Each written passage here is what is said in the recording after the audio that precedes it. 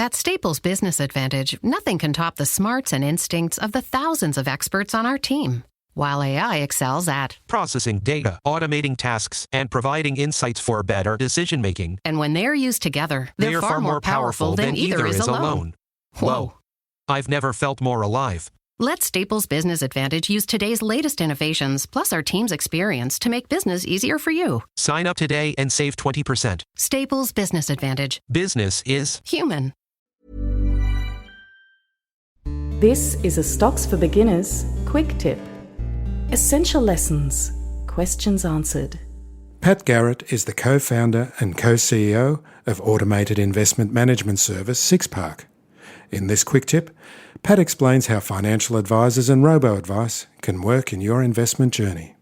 I think the world has changed a lot in terms of financial advice in the last 5 to 10 years for the better in general.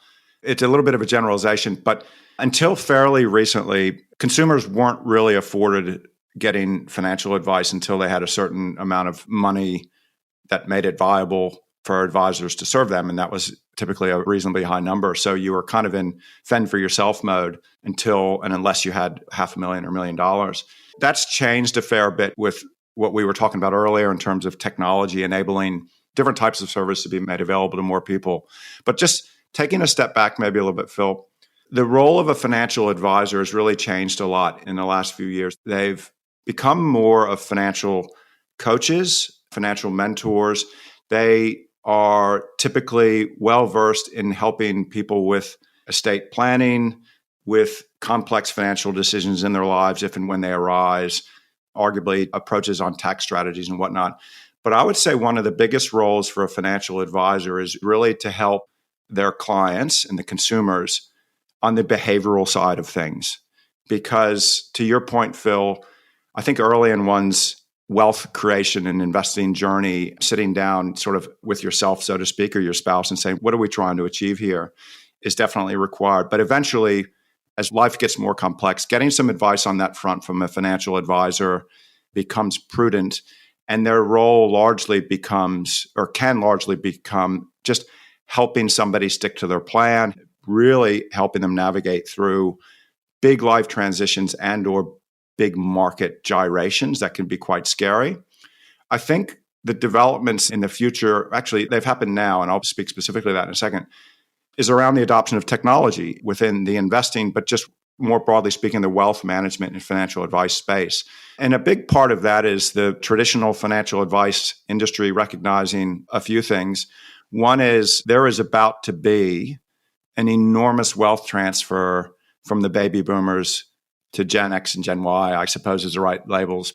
And if you're a financial advisor and you don't know how to speak to the next generation of wealth accumulators and service them at the right time with the right service in the right way, you're going to have a major problem. And so that's why you see JP Morgan, Goldman Sachs, Bank of America, Fidelity, Schwab, Vanguard, Toronto Dominion.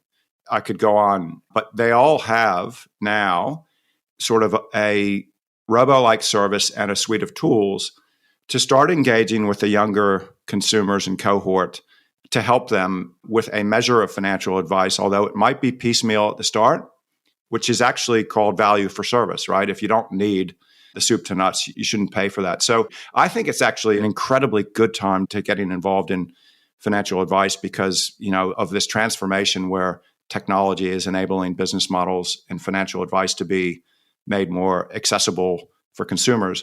And for the listeners who are the consumers, that's good news because you now have tools like, when could a 25-year-old walk into JP Morgan and say, I want to get advice on my investments? Or Goldman Sachs, they've got a service called Marcus, which is a digital bank offering that they've developed, and they've recently launched a robo service because they recognize that the future clients aren't the ones they have now. They're the ones that are going to be inheriting cash or who are building their wealth now. So it's not going to be any more about those glossy brochures with retirees running down the beach, is it? No. And, there's that sort of standard kind of joke, or I don't know what you call it, but who in New York, down near Wall Street, I forget the name of it, but there's this big sort of yacht harbor. And the running kind of joke was, who owns all those boats? It's not the advisors' clients, it's the advisors. That world has been sort of turned upside down for the benefit of the consumer, for the benefit of the investor. And that's a good thing.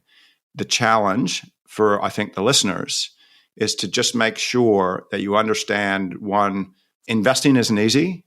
So do your homework and know what you're getting into and be prepared for bumpy rides, because stocks are by definition bumpy over time, but that's the price you pay for the likely return over the medium to long term. And two is the concept of diversification. When you step back and think, how do I want to manage my investments? Stocks are part of that, but just do some homework on the power of diversification and reinvesting dividends over time, making periodic investments, rebalancing, and some other things that I won't go on about. But some of those just basic foundations of prudent investing that, to your point earlier, Phil, sometimes simpler is better and boring is beautiful. And with investing, that's frequently the case. If you found this podcast helpful, please tell a friend, especially if it's someone who needs to start thinking about investing for their future. You'll be helping them and helping me to keep this show on the road. Stocks for Beginners is for information and educational purposes only. It isn't financial advice, and you shouldn't buy or sell any investments based on what you've heard here. Any opinion or commentary is the view of the speaker only, not Stocks for Beginners. This podcast doesn't replace professional advice regarding your personal financial needs, circumstances, or current situation. And thank you for listening to my podcast.